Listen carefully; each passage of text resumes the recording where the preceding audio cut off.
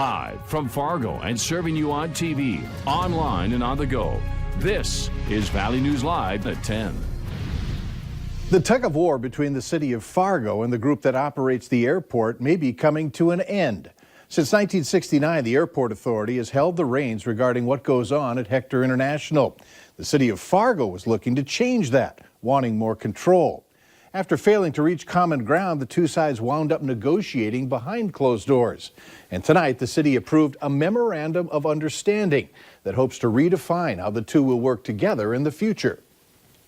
I know there's a lot of misunderstanding out there between actions here and a delusion decision and amending an agreement from 50 years ago. Tonight is the city's best effort to amend that agreement based on good faith negotiations. We'll almost have 1 million passengers that go through our airport on a yearly basis.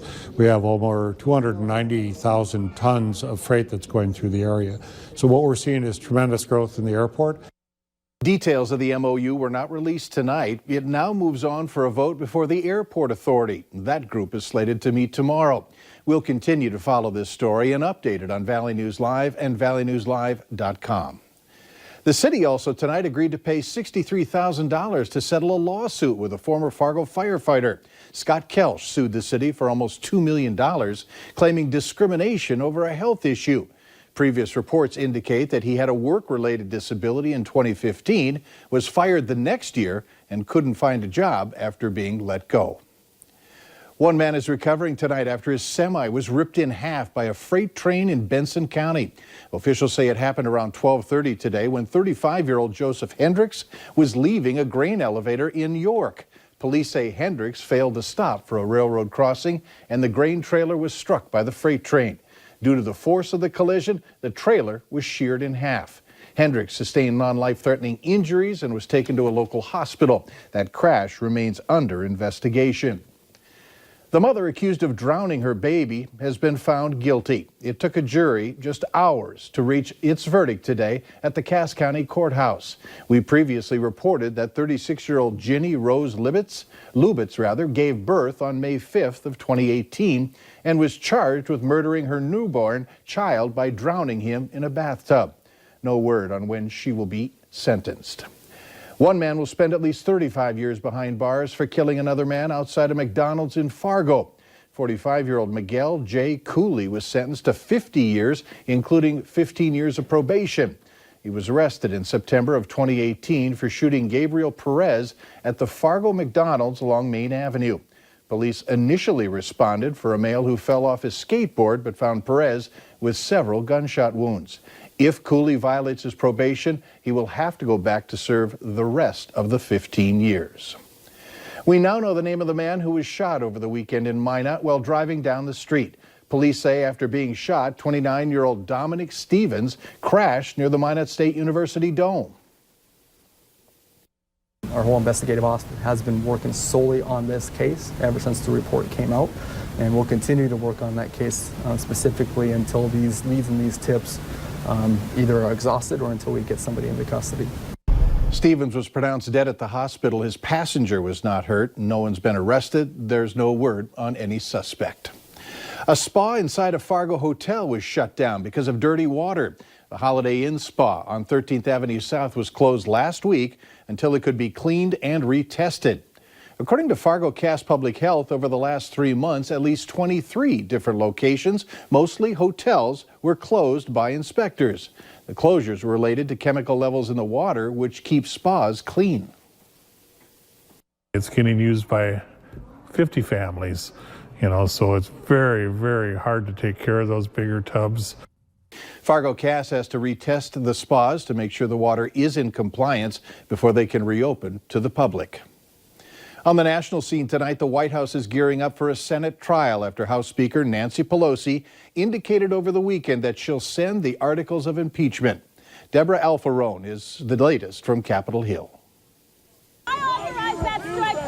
CBS News has learned the White House does not expect the Senate impeachment trial to be dismissed quickly, despite the president and Majority Leader Mitch McConnell's support for a proposal from a small group of Republican senators to do just that. The president shouldn't have to go through this. He did nothing wrong. On Twitter Monday, President Trump called impeachment the most unfair witch hunt in the history of Congress. dismissing is a cover-up. They will have to be accountable for not having a fair trial. House Speaker Nancy Pelosi is expected to choose House managers for the Senate trial after Pelosi consults with her caucus Tuesday. Sometime this week, the House will deliver the articles of impeachment to the Senate. I'm glad the Speaker finally realized she never had any leverage in the first place to dictate Senate procedure to senators. Senator McConnell has said he will not hold a vote on witnesses until midway through the trial. But Maine Senator Susan Collins says she's working with a small group of Republicans to ensure that both sides can call witnesses. With one exception,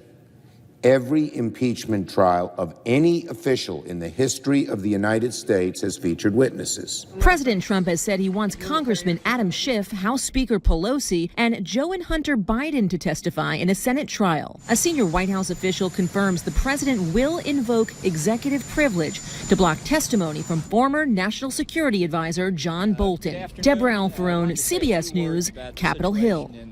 A senior Republican senator says the trial could begin as early as next Tuesday if the House sends the articles of impeachment this week. The House impeached President Trump last month on charges of abuse of power and obstruction of Congress.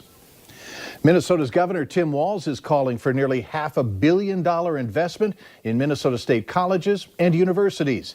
The announcement is part of the governor's proposed $2 billion bonding bill.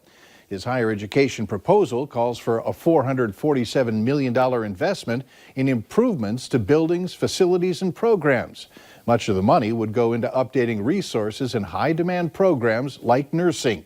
The legislative session begins next month, and Republicans have already said some of the governor's spending proposals are too expensive. Minnesotans can cast their vote in the presidential primary as soon as this Friday.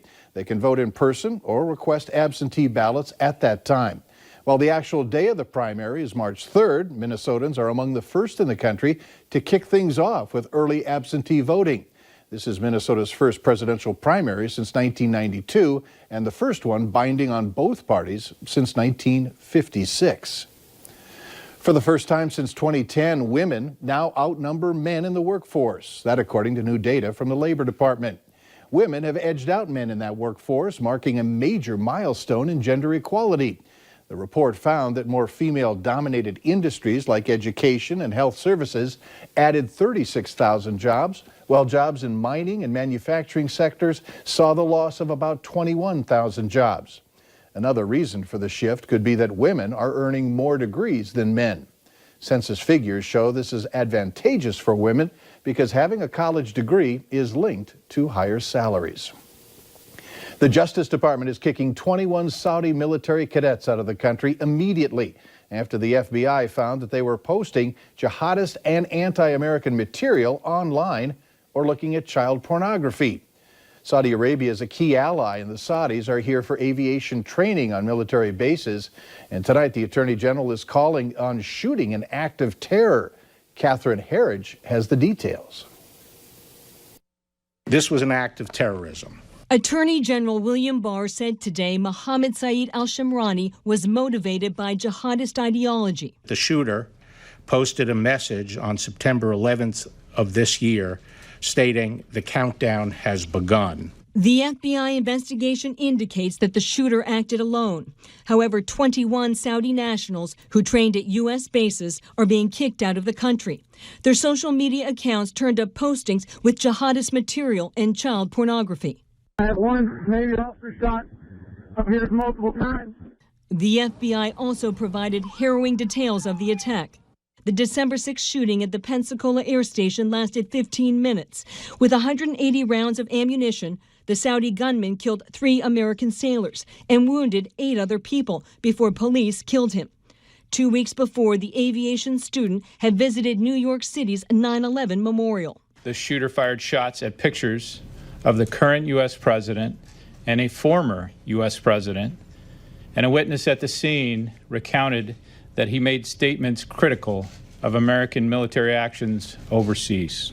2 iPhones were recovered at the scene, one in the gunman's car and one near his body that he had deliberately put a bullet through. The FBI is now asking Apple for help unlocking the phones. It is very important for us to know with whom and about what the shooter was communicating before he died. And officials say the investigations are still ongoing.